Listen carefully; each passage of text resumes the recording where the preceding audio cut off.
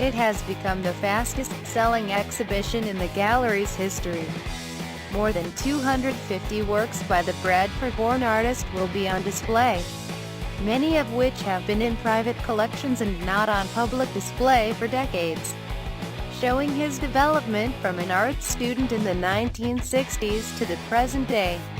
Among the famous paintings on show is A Bigger Splash, the 1967 artwork inspired the title of the recent film starring Ralph Fiennes and Tilda Swinton.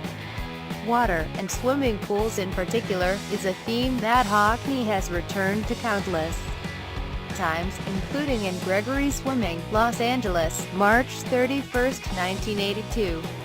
Hockney first moved to Los Angeles in the 1960s and has lived there on and off ever since. The Yorkshireman is also known for his multi-panel paintings depicting the countryside of his home county, which he turned to in the 2000s.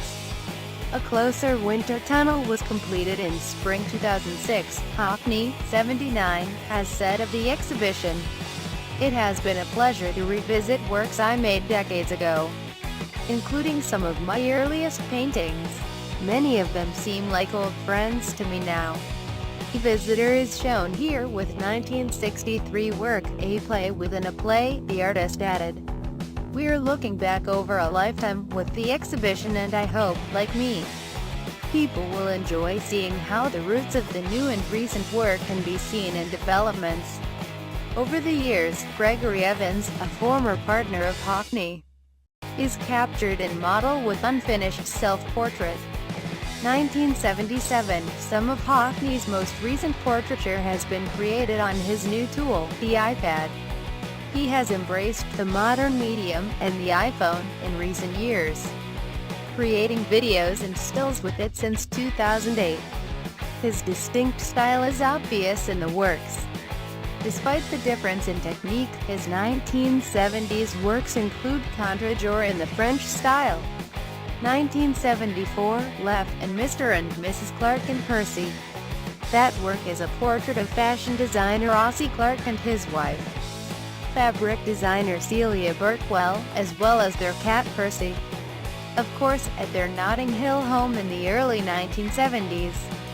It is one of Hockney's best-loved pieces. Many of Hockney's works use vibrant colors, like Pacific Coast Highway and Santa Monica, a 1990 work.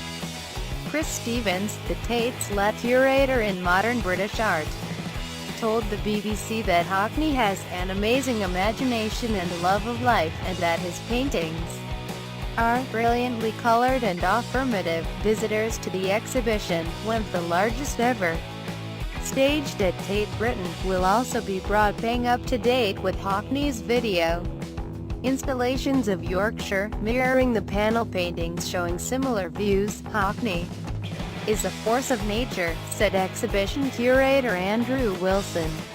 "As an artist, he arouses great feelings, and I think it is going to be very, very important for us to have opened the doors to such amazing work for people to see."